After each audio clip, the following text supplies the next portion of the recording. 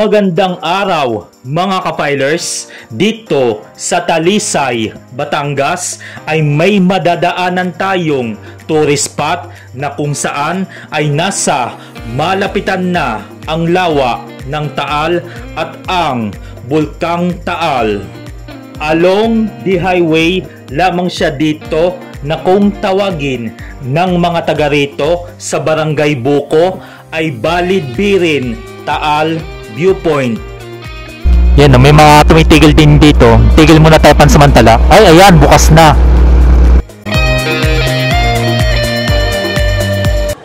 Nandito na ako mismo sa may Barangay Buko Bayview Deck. Dito lamang yan sa bayan ng Talisay, Batangas. At papasok na po tayo. At may entrance fee pala dito na 10 pesos lamang. Oh, ito yung landmark ng I Love Buko. Saka ito yung kabayo. Yan, natisod pa tuloy ako. At tanaw na tanaw pala dito ang mismong lawa ng Taal at ang Bulkang Taal. Tapos dito sa may kabilang ibayo, ito yung Tagaytay o yung kaduksong ng Tagaytay.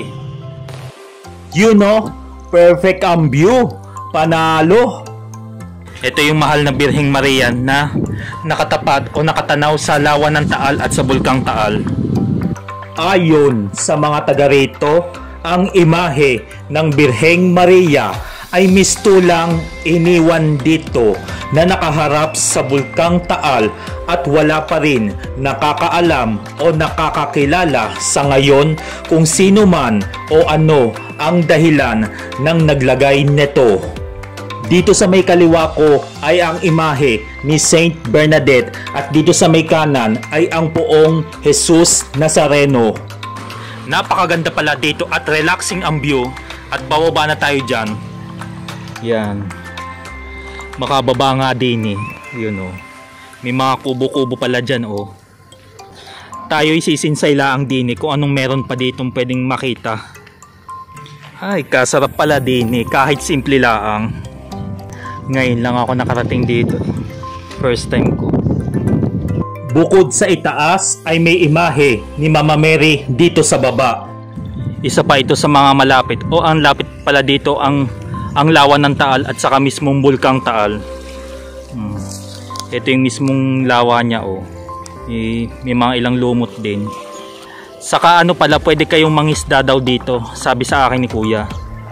Tapos heto yung kubo nila o yung mga kubo nila na nagkakahalaga ng kapag isang oras daw ay 100, 2 oras is 200, pero kapag maghapon kayong mamamalagi dito ay 500 pesos. Napaka-presko pala dito. Saka ang sarap din pala magpalipad ng drone dito, kaso wala naman akong drone. Baka may mag-sponsor sana. DJI, baka naman. Isa ito sa mga swak na dinarayo at maraming natigil ng mga turista dahil sa kaaya-ayang tanawin na makikita dito. Ang lugar dito sa Balid Birin sa may Barangay Buko ay nagbubukas lamang siya kapag Sabado, Linggo at holidays mula alas 6 ng umaga hanggang alas 6 ng gabi. Diyan tayo galing sa itaas at aakyat ako para makatawid sa kabilang side. Heto na yung kabilang side niya at tatambay muna ako pansamantala. Ayan oh, magsinsay pa tayo dito sa may bahaging are. Yan oh, may hagdanan din pala pababa dito. Habang nababa ako dito ay tingnan ninyo oh. Pag kayo natapilok o napadaustos din eh, diyan kayo dediretso sa may lawa mismo. Kaya mag-iingat lamang kayo dito kung gusto nyo pumunta rito. Yun oh mga kapilers, mula sa aking road trip sa may Blackwall ng Laurel, Batangas hanggang sa makalusong o makababa ako dito sa may Barangay Sampaloc, dito lamang sa bayan ng Talisay, ay sumadya ako dito sa may Barangay Buko View Deck upang mapagmasdan ang napakagandang tanawin dito ng Bulkang Taal at ang lawa ng Taal. Very cool and relaxing place pala rito mga kapilers. At dito sa may kabilang ibayo at heto yung Tagaytay na pinanggalingan natin kanina o yung magmula pa ako dyan sa may itaas. Maraming mga namamalaot dito at saka pwede rin palang dito, magrenta kayo ng mga bangka dito upang makapunta o makasinsay dun sa may mismong bulkan. Pero syempre, iba yung pag-iingat lamang kapag pupunta kayo doon.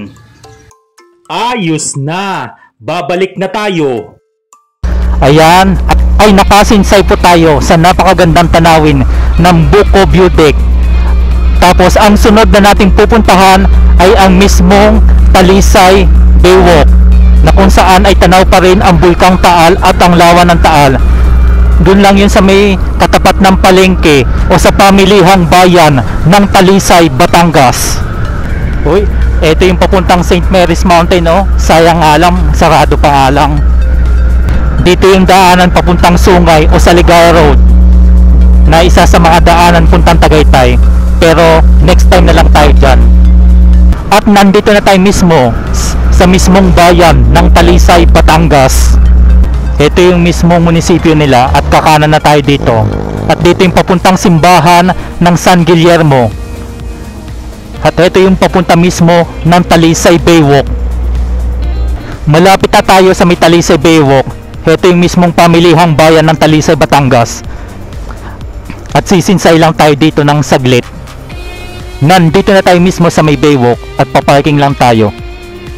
Ang Talisay Baywalk ay isa sa mga binabalik-balikan na tourist spot dito na katapat lamang ng pamilihang bayan ng Talisay. Nakilala ang bayan na ito sa tinaguriang Gateway to Taal Volcano dahil sa mga turistang tumatawid ng lawa at sumasakay ng kabayo upang makarating sa Bulkang Taal. Bukod rito, maraming resorts ang pwedeng mapuntahan dahil sa malaparaisong ganda ang tanawin dito. Ayan po, ay nasilayan na natin ang Buko View Deck at ang mismong Talisay Baywalk, na kung saan ay tanaw din ang Lawa ng Taal at Bulkang Taal. Hanggang dito na lamang po yan at sana po ay nag-enjoy po kayo sa aking paggagala. At bago po magtapos ang bidyong ito, ay nais ko po magpasalamat sa inyong pagsuporta at panonood sa aking mga videos. Hanggang sa susunod na edisyon ng ating paglalakbay, at marami pang pwedeng puntahan ang inyong lingkod dahil marami pa tayong pagsasamahan sa ating mga travel goals sa buhay. At nagpapaalala sa inyo ng having safe and happy trip sa ating lahat. See you on sa mga susunod ko pang mga videos. Just like, share, subscribe, and God bless us all.